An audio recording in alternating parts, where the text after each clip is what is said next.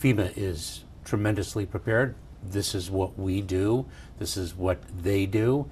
And the key here, Rebecca, is also to make sure that the communities who are potentially impacted are prepared as well. And it's not just hurricanes and wildfires, also extreme heat, which certainly some parts of the United States are already experiencing. Secretary Alejandro Mayorkas sounding the alarm on FEMA funding right after the devastation of Hurricane Helene. Listen. We are meeting the immediate needs with the money that we have. We are expecting another hurricane hitting. We do not have the funds. FEMA does not have the funds to make it through the season. This all comes as the Biden-Harris administration spent over $1 billion from a FEMA program on services for migrants.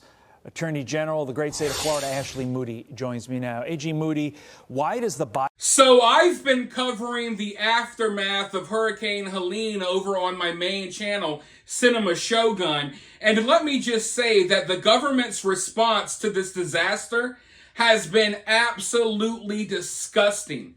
Some of the stories coming out of these areas in North Carolina, Tennessee, and you name it, you would think that they're unbelievable. You would literally not believe some of the wild stories that are coming out of these areas, because not only is our government failing at doing their jobs, failing at helping these people, they're stepping in and they're stopping other citizens from helping their fellow neighbors. It's just an all-around complete SHIT show, if you know what I mean. And it's infuriating. It's disgusting. FEMA has announced that they've run out of money for hurricane victims. Hurricane season isn't even over yet, but they've run out of money because they've spent all of their money on illegal immigrants. So we got people, American citizens, born and raised here, who have lost everything. And they're going to be given, what, $750? While billions of dollars are given to immigrants, illegal immigrants are coming here for a free ride, living off of our government. Meanwhile, when we have a natural disaster, a hurricane, wipe out entire towns, these towns get no help at all. And if you look at the areas that are the most affected, there's something that I've noticed. Most of these areas are areas with Trump supporters, okay? Most of these areas are areas where people are going to be voting for Trump. And I think that the government is purposely botching the response to this disaster because they know that a lot of these people are going to be voting for Trump. I'm telling you, we got stories coming out of these areas where truckers who are delivering supplies to the survivors of this storm, they're having their tires slashed in the middle of the night so they can't deliver supplies and stuff. And the way I look at it is, hey, put yourself in the shoes of these people, right? They've lost everything. They're in survival mode right now. They're wondering where they're going to sleep tonight. They're wondering where they're going to get their next meal from. They're still trying to find missing loved ones, right? Meanwhile, in 30-so days, we got an election. Do you think that voting is going to be at a number one priority for someone who just lost everything and doesn't even know where their loved ones are yet?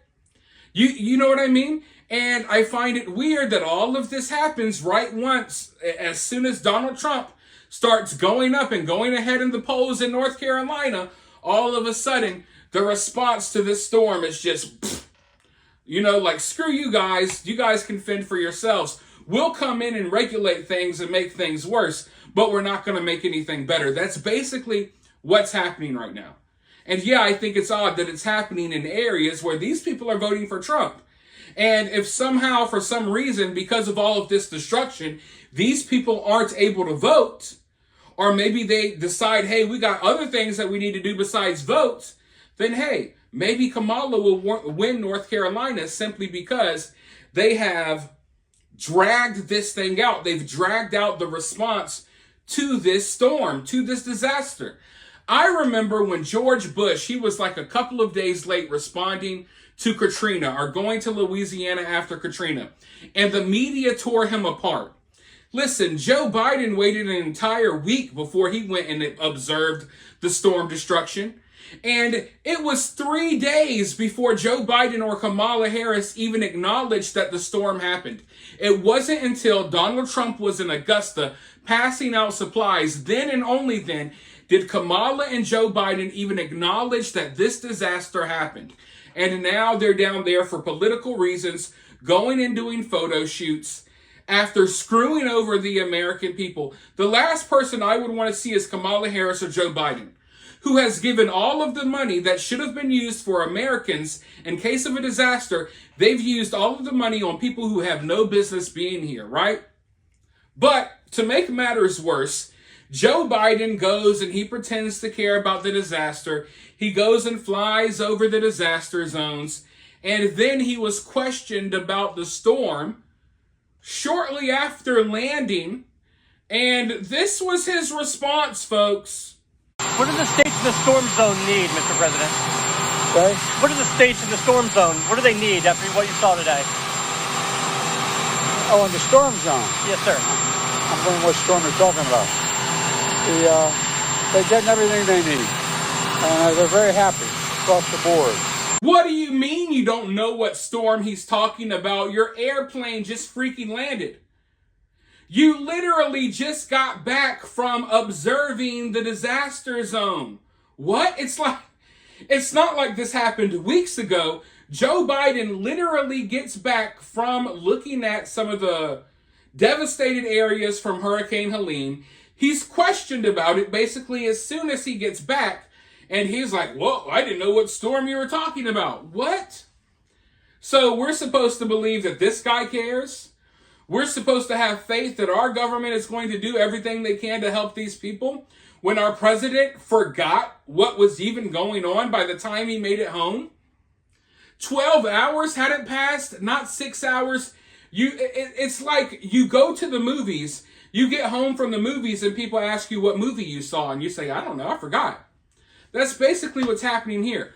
Joe Biden goes and visits these people or goes and visits the area, comes back, and already forgot what he did that day. He doesn't even know where he's at anymore. It's absolutely pathetic. But this is what we get when we have weak leadership. And you know, at the very least, you can pretend to care. If you don't do anything else, at least pretend to care. But they don't even put forth an effort to do that anymore because they don't have to. Kamala Harris, Joe Biden, they don't even have to pretend to care about this country because most of the people who are voting for them don't care about this country. In fact, they probably do better when they act like they hate America or they act like they don't give a damn about America because that's what their voter base likes.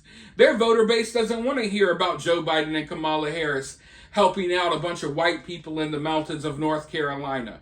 You know, they're happy that the storm is hitting these areas and wiping people out, if anything. But yeah, at the very least, you would think, as a politician at least, pretend to care. But yeah, no effort. No effort. Because not only are Americans to them not worth the money and the aid that we should be provided with, you know, when these disasters happen, not only are Americans not worth that, the Ukrainians and Israel must be, because we're sending all of our money over there. So not only do they think Americans aren't worth helping, they're not even worth pretending to care about. It's sad, but that's what we got. We got one presidential candidate that's actually putting forth an effort to show that he cares. And we have another presidential candidate and a current president who doesn't even know where he's at. And the presidential candidate, Kamala Harris, doesn't care about this. She's doing fundraisers and whatever. It's so frustrating, but it is what it is. It is what it is.